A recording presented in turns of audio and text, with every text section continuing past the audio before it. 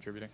Yeah, I think what you saw at the end of the first half, the last 7 minutes and 40 seconds or whatever it was, the things that are the characteristics that we're demanding of is defensively pressuring the ball and creating defensively disruptions, so that leads to our offense. And then part of that is, offensive rebounding and finishing plays. And then on the offensive side, having tremendous focus and ball toughness. And, starting the game, we were very careless with the basketball. It's uncharacteristic of us, but not acceptable. And defensively, I just felt like we were a step slow. And those are things that are going to leave things to chance.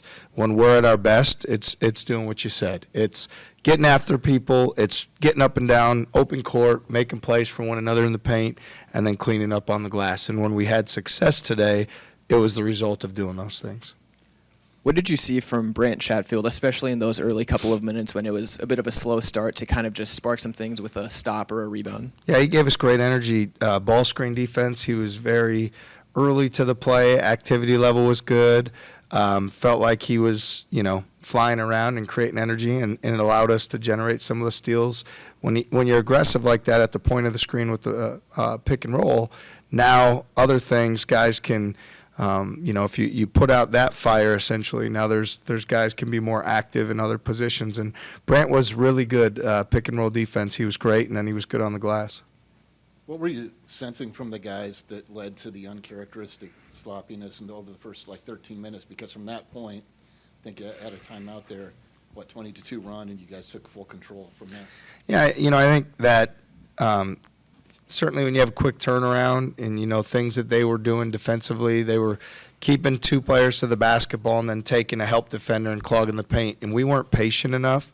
We just felt like we were going to come off and hit the roller, and a lot of our turnovers came trying to just dump it down to the big instead of, playing behind the play or getting the ball to the second side. We were just we were impatient, and that put us in a bad spot. I mean, we had a good practice yesterday, so I don't know why it didn't carry over the way we would have liked to start the game, but that's something that we'll continue to work on.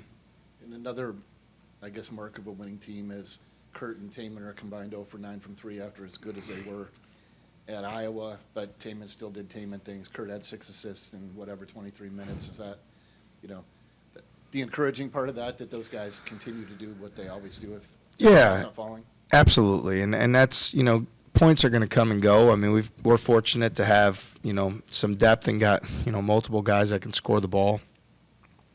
Ultimately, everybody has to play to their identity regardless of scoring and shots falling, and Kurt had a great floor game even though the shot wasn't falling for him. Taman's on-ball defense and getting us extra possessions, he did a good job in those areas. So, between the two of them, there's 9 assists, 1 turnover. That's part of it too, is having a great floor game and discipline and leadership.